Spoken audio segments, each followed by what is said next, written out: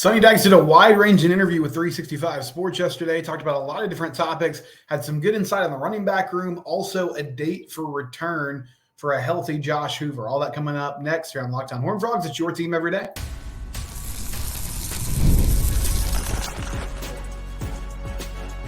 You are Locked On Horned Frogs, your daily podcast on the TCU Horned Frogs. Part of the Locked On Podcast Network, your team every day.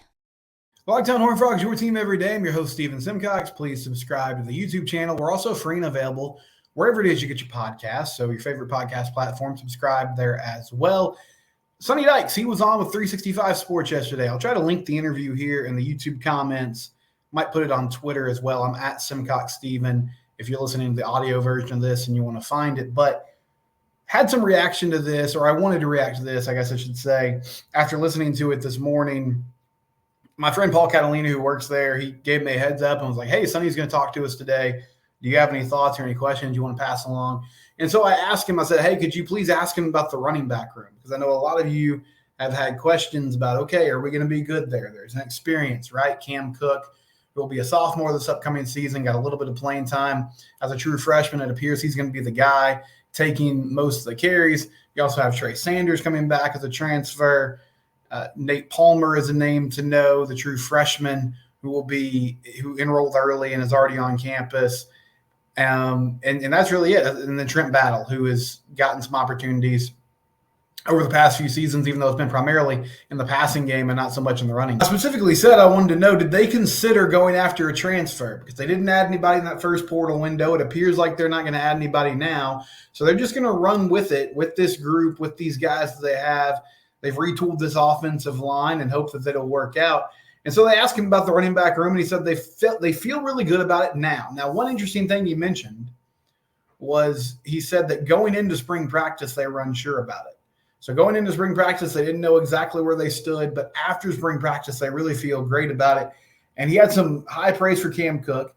He thinks Cam Cook has the chance to be the next great TCU running back or next great productive running back for the Frogs, with Amani Bailey moving on to the NFL and signing with the Chiefs as an undrafted free agent. He also said that Trey Sanders is healthy for the first time this offseason. He's completely healthy and ready to go.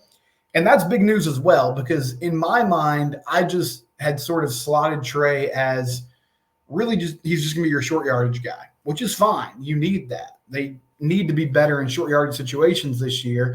And so if he ends up being sort of like Ezekiel Elliott in his second go-around to Cowboys, where he's a red zone threat, a dude that can get you 2 yards on 3rd and 1 or 4th and 1, and that's significant. You need players like that. But if Trey's completely healthy, then maybe he does have a chance to be more of a change of pace back like we thought he could be when he came in last offseason from Alabama. And he also talked about Trent Battle and then Nate Palmer being talented players who they want to get involved. But the big takeaway for me is Cam Cook being the dude, and they're excited about him. They think he's got the chance and the talent to be the next man up, to be the next great running back at TCU. And then Trey Sanders being completely healthy and available for a full off season, the type of possibilities that opens up. And maybe there's more of a shared workload than I thought going into this season if Trey has the ability to take on more hits and more physicality and more carries as he approaches year 2 with TCU. Now, one follow-up that popped into my mind when he said that, I did wonder if they were unsure of it going into spring practice, why weren't they more active in that first portal window as far as pursuing running backs? Because as far as I know, they didn't really bring any in for visits. I didn't see any offers. And then in the second portal window, there just aren't many guys available, and there weren't many guys available. And they had to know that going into spring practice.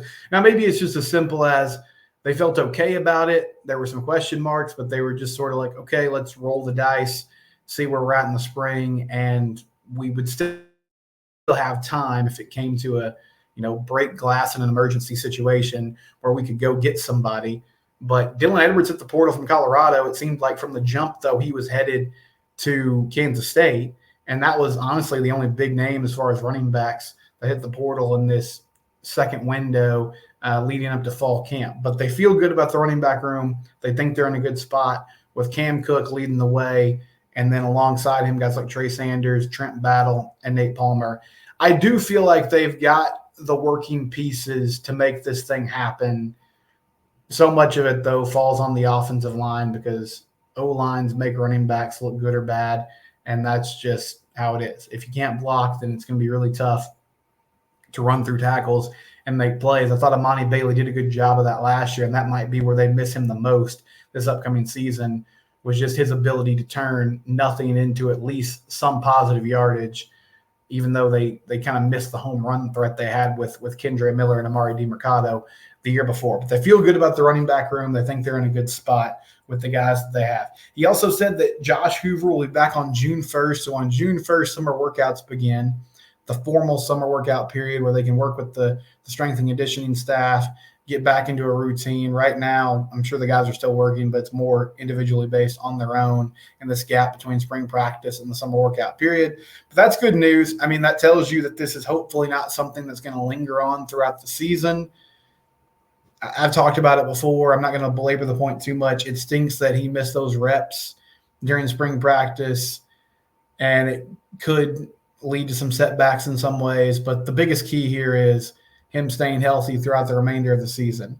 Because while I do feel better about the depth in the quarterback room this season, having Ken Seals available as a veteran presence and a good backup quarterback, having Haas Haney available as well, I still think a successful TCU offense is predicated on Josh Hoover improving, making better decisions, and playing well this upcoming season.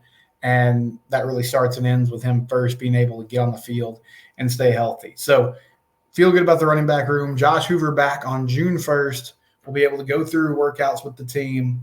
He also talked about, and this has been a prevailing theme, it's always intriguing to hear coaches talk during an offseason because saying they have a narrative has some negative connotations, but there's always messaging that they're trying to get out. So last season, the messaging seemed to be that this group was super talented. Last year's team was really, really talented. And Sonny even said at some points maybe they were deeper at some positions, more talented at some positions than that team that did amazing things and won that fantastic run. That ended up not panning out. I think that team was talented, but it seemed like they lacked leadership and accountability in a huge way, and that led to some early season losses, and then they couldn't find a way to get over that adversity through the year. He thinks the leadership is much better this season. He mentioned that last offseason that team was just gutted. They lost all their seniors. They also had 7 juniors that went to the NFL draft, and a lot of that was just they got great exposure because they played on big stages. They won a lot of games, a lot of nationally televised games, and so there were players that they probably didn't expect to lose that took their chances in the NFL draft because scouts got to see them play on a more regular basis. But that team, they had a ton of turnover. The leadership he thought would carry over from 2 years ago to last year, it didn't happen. And he took accountability for that and said he's got to do a better job. But he's hopeful that this team will step up and have more of a leadership presence and more veteran leadership coming from the players this upcoming season. But he did say that it's one of those things that you don't really know until you hit adversity. Like that's the big key. How does the team respond when they hit adversity? Last season, they didn't respond well. They got punched in the mouth in the very first week of the season in that loss to Colorado.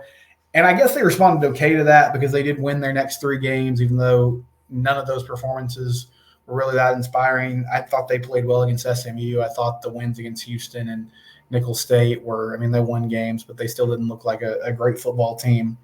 And they were never really able to get off the mat after some early season setbacks, and it showed throughout the year. So he's hopeful that this upcoming season they have better leadership moving forward for this team. He also talked about having no identity on offense last year and that being a big problem, which, that is a huge glaring issue.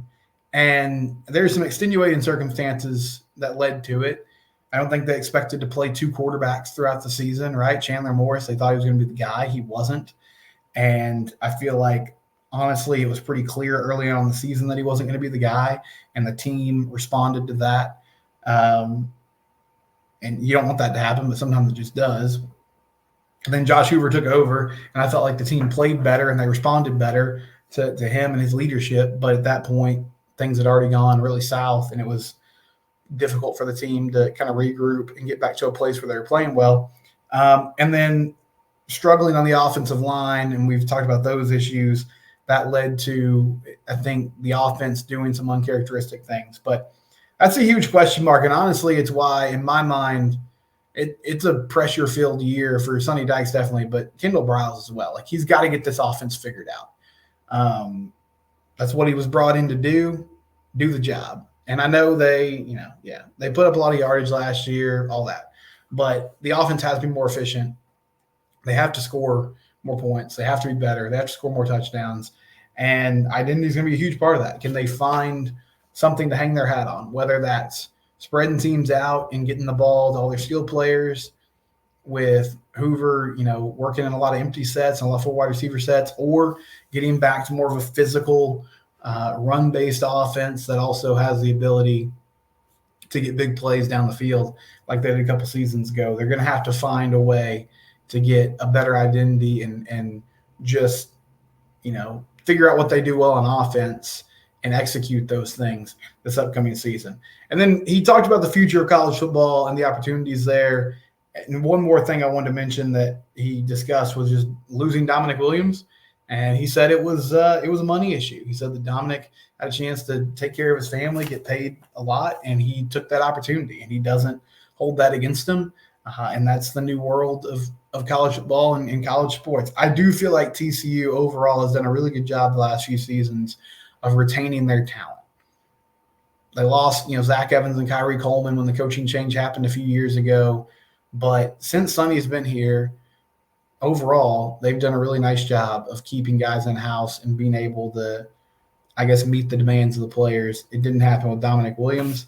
And, he's headed to Oklahoma. We'll see what he does in the SEC. But I think you're going to have cases like that, unfortunately, probably on a yearly basis, where you have to decide, okay, is this player worth it? Can we continue to up the ante every few months?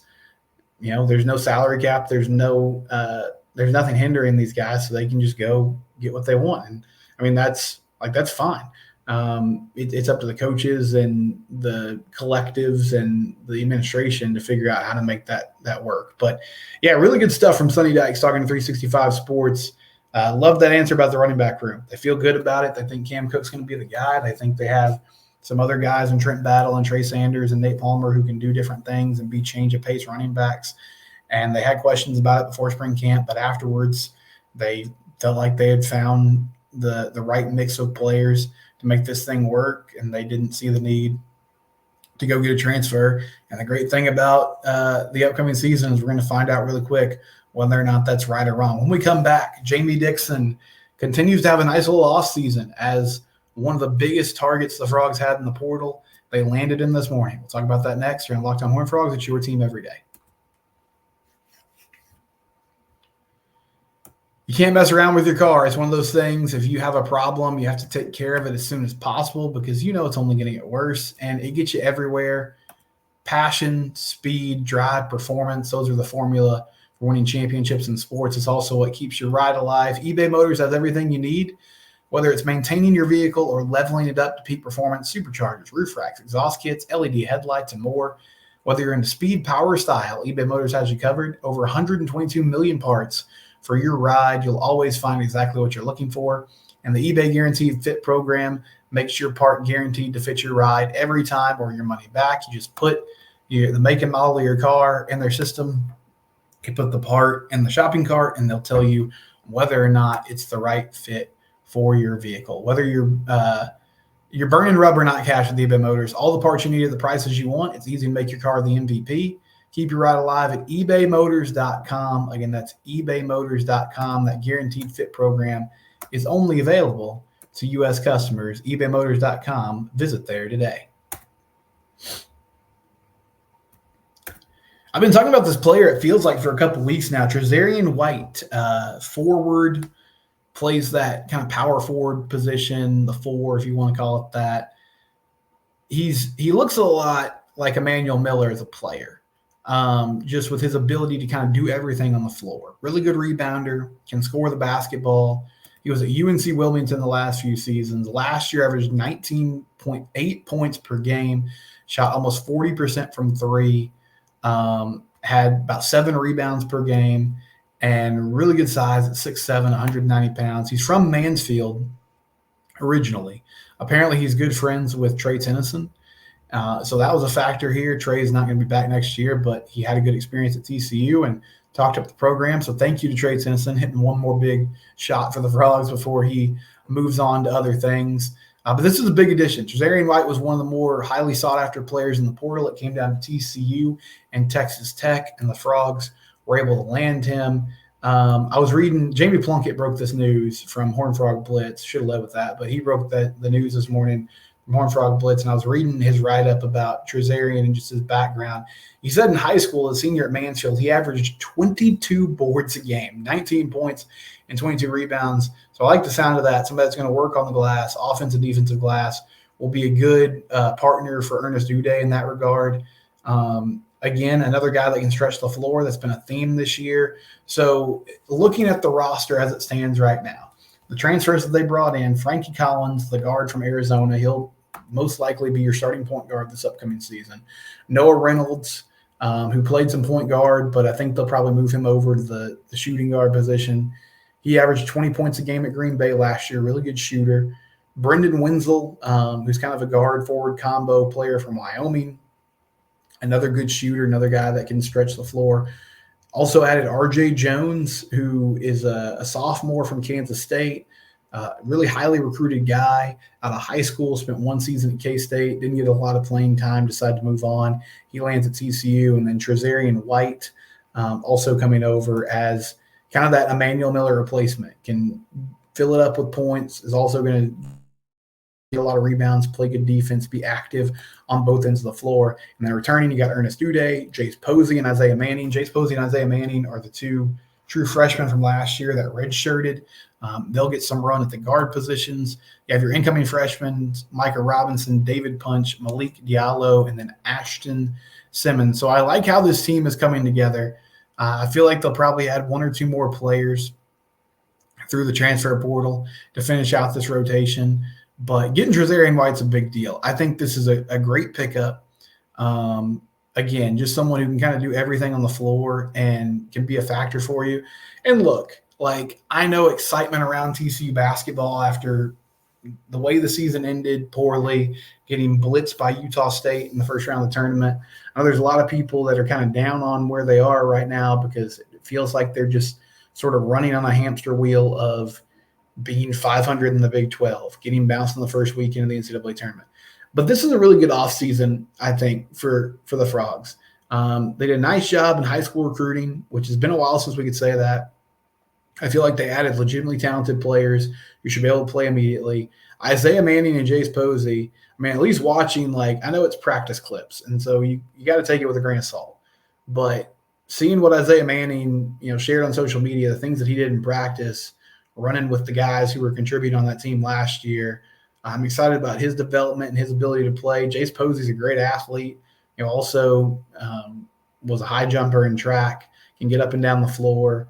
I think this is another team that has a lot of athleticism and ability to, push the pace offensively, but it feels like they are also adding legitimate shooting threats so that when they are forced to play in the half court, they'll have better spacing, they'll have better options, guys who can go get their own shot, who can create one-on-one off the bounce. And they were missing that sorely last year. I mean, Mike Miles was gone, and they didn't really have anybody who could just step up and get you a tough bucket. Jameer Nelson Jr. could do it at times. I think Avery Anderson through the first half of the year was somebody who fit that bill, but they didn't have a go-to guy consistently. And so now they got a few options. Maybe it's Noah Reynolds at that, two-guard position. But one other thing about Trezarian White to know that I think is super encouraging, coming from UNC Wilmington, when he played in big games, he played well. Like in those big moments where he was asked to play against Power 5 competition, he put up some really good numbers. I had it here. Let me pull it up. Okay, against Kentucky, he had 27 points and 10 rebounds. Against Arkansas, he had 28 points and 5 rebounds. So, big-time SEC competition, he stepped up and played well and looked like he belonged, that he was somebody who could come in and get the job done. And so it shouldn't be a really difficult transition from him, even though he's coming over from UNC Wilmington. to step right in and make plays for TCU basketball immediately. We'll wrap things up when we come back. It's Locked On Horned Frogs. It's your team every day. The Gametime app. I'm excited about football for a number of reasons going into next year. I think TCU is going to bounce back. I think they're going to be better. But I'm also excited about buying TCU football tickets on the Gametime app because they make it super easy for you. If you haven't downloaded this app, do it today. It's the best way to buy tickets on the secondary market. One thing I love about it, they tell you exactly what the fees are going to be. So, yes, there are some fees, but they're not hidden. You click on it and it tells you this is what the price is going to be. And when you go to checkout, there's not another $20 charge added on. No, it tells you what it's going to be right there. Use the promo code LOCKDOWNCollege for $20 off your first purchase. Again, that's LOCKDOWNCollege for $20 off your first purchase. They have flash deals, last-minute deals. You can buy even up to the day of the event. You can still find good deals on the Gametime app. They also give you a picture of what your view is going to be from your seat. So you know exactly where you're sitting and what the setup's going to be when you get there. It's not just sports, even though that's a great option. You can also get theater tickets, comedy shows, whatever the case may be. Download the Gametime app today. Use that promo code LOCKEDONCollege for $20 off your first purchase. Terms and conditions, as always, do apply.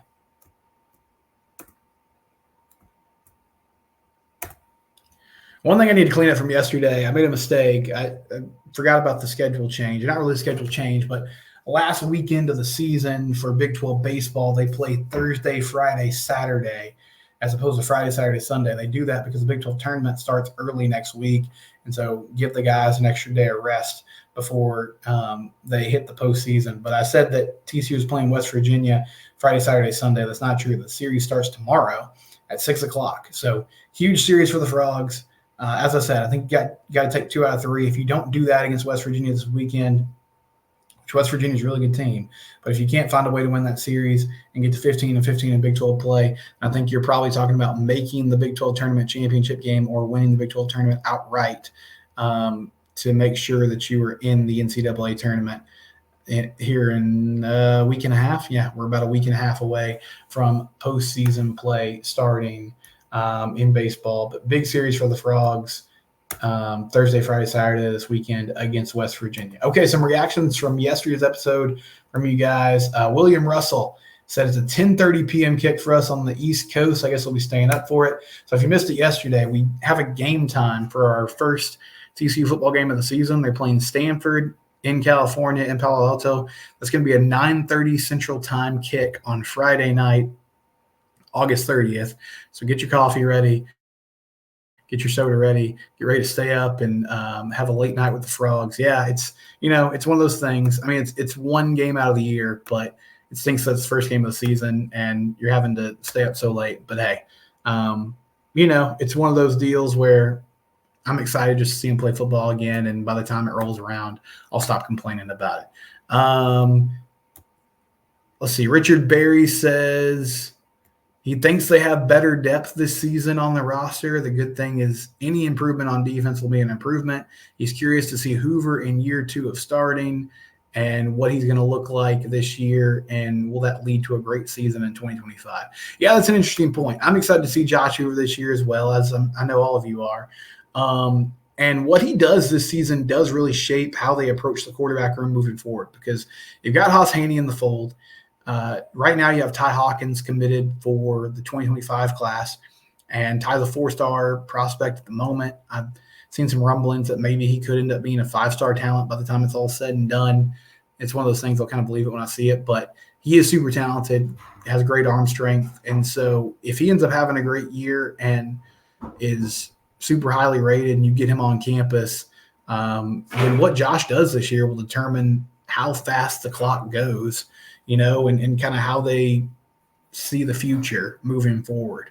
So that's a good point. It's a big year for him as well. Big year for everybody on the TCU football program, and we're going to follow it and cover it as closely as we can. Baseball this weekend, we'll continue to keep our eye on what they're doing. The basketball team is doing. The transfer portal, it's Locked On Horned Frogs. It's your team every day.